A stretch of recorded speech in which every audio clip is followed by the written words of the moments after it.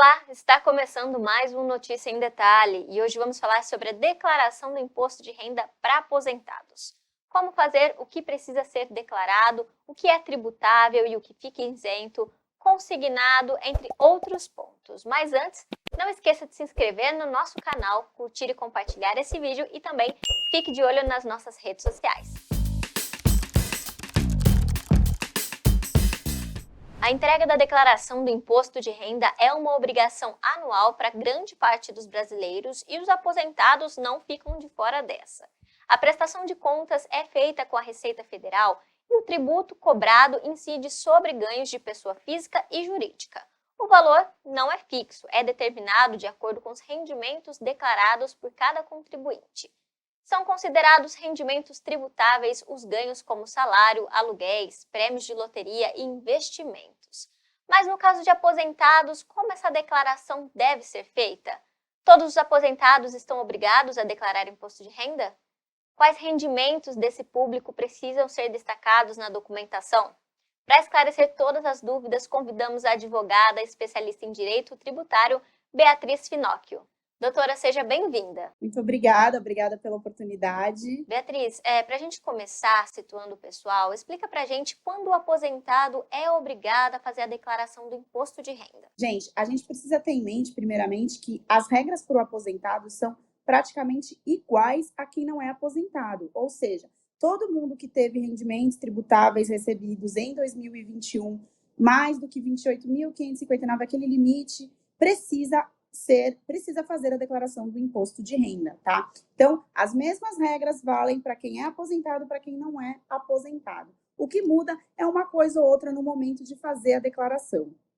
Doutora, e os aposentados do INSS que continuam trabalhando, eles precisam declarar o imposto? O que é tributável nesse caso? Perfeito, vamos lá. O aposentado que ainda trabalha, o que a Receita vai fazer? Ela vai somar os rendimentos do INSS com o do atual trabalho. Então, por exemplo, se ele está nas hipóteses de obrigatoriedade, vai declarar a somatória desses dois rendimentos, em rendimentos tributáveis recebíveis de pessoas jurídicas. Por quê? Porque o INSS nada mais é que uma pessoa jurídica. Então, a gente sempre vai colocar esses rendimentos lá no campo rendimentos tributáveis recebidos de PJ, de pessoa jurídica. O mesmo vai se aplicar a beneficiário do INSS com mais de um benefício ou com o benefício do INSS mais o da Previdência Privada. Doutora, e os aposentados que não trabalham, mas que têm investimento na bolsa, por exemplo, eles precisam declarar? Precisam, tem a obrigatoriedade de declarar também, tá? Como eu disse, é a mesma regra para quem não é aposentado. Então, vai ser igual dos declarantes não aposentados. Vai lá no campo bens e direitos e rendimentos isentos e não tributáveis, aplicação de renda fixa ou variável. Aí depende muito de caso para caso, a gente precisa observar qual vai ser exatamente esse investimento, se é na bolsa, ação, fundo imobiliário, tem aí diversas hipóteses. E os aposentados que também não trabalham mais, mas que têm um rendimento de aluguel, como que eles devem proceder nessa declaração? Mesma regra, gente, os aluguéis vão se somar à renda em conjunto com a aposentadoria. Então, a somatória vai ser observada de acordo com o limite da isenção do IR ou não, se não tem limite, é sempre a soma desses rendimentos. Doutora, e se o aposentado tem um consignado no nome dele, isso faz com que ele tenha a obrigação de declarar? Como que procede? Vamos lá. As parcelas debitadas direto da aposentadoria ou pensão do INSS vão ser citadas nas declarações, se os contratos forem acima de 5 mil, tá?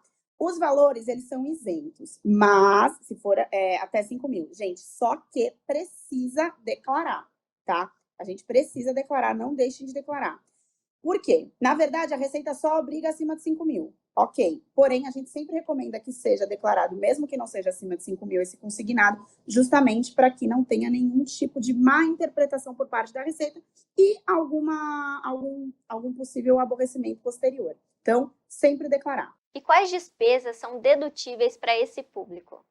Existem aí diversas possibilidades de conseguir dedução, assim como para o aposentado como não aposentado. De novo, a regra é a mesma. Mas a isenção da aposentadoria, a gente tem um plus, que seria a aposentadoria por invalidez, tá? O que acontece? Os aposentados por invalidez, aposentadoria, pensão ou outro benefício previdenciário, com doenças graves, mesmo se doença for contraída Depois da aposentadoria ou as pessoas com mais de 65 anos, o que vai acontecer? Eles têm uma lista de doenças, inclusive previstas, que são previstas para a gente conseguir a isenção.